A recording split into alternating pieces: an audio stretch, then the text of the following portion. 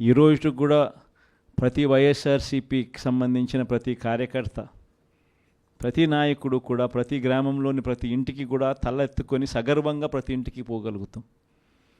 మా ఎన్నికల మేనిఫెస్టోలో మేము ఇవన్నీ చెప్పాము.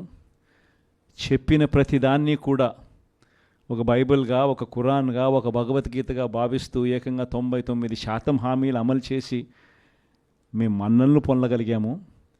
మాకు కోవిడ్ లాంటి సమస్యలు ఎదురైనా కూడా ఏ రోజు సాకులు చూపించలేదు, ఏ రోజు ఇవ్వకుండా ఉండడానికి కోసం కారణాలు వెతుక్కోలేదు.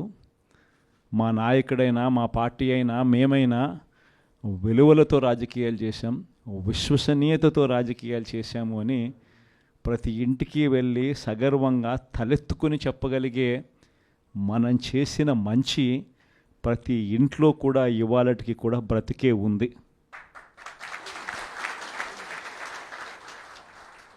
ఈ మంచి ఎక్కడికి పోలేదు.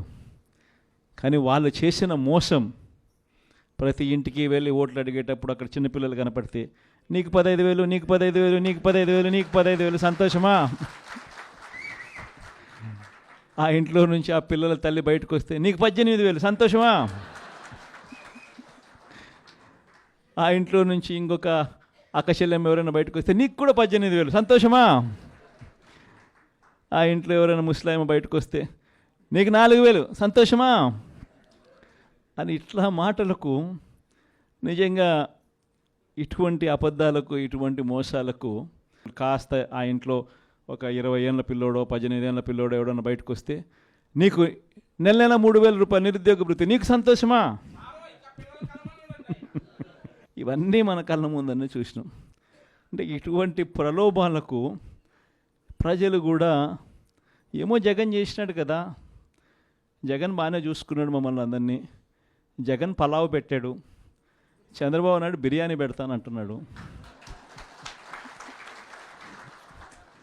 జగన్ కదా చంద్రబాబు నాయుడు వయసులో పెద్దోడు కదా, మరి జగన్ పలావ్ పెట్టినాడు అని అంటే చంద్రబాబు బిర్యానీ పెడతాడేమో అని ప్రజలందరూ కూడా కాస్త కూస్తో మోసపోయి చంద్రబాబు నాయుడు వైపున చెయ్యిపోయింది.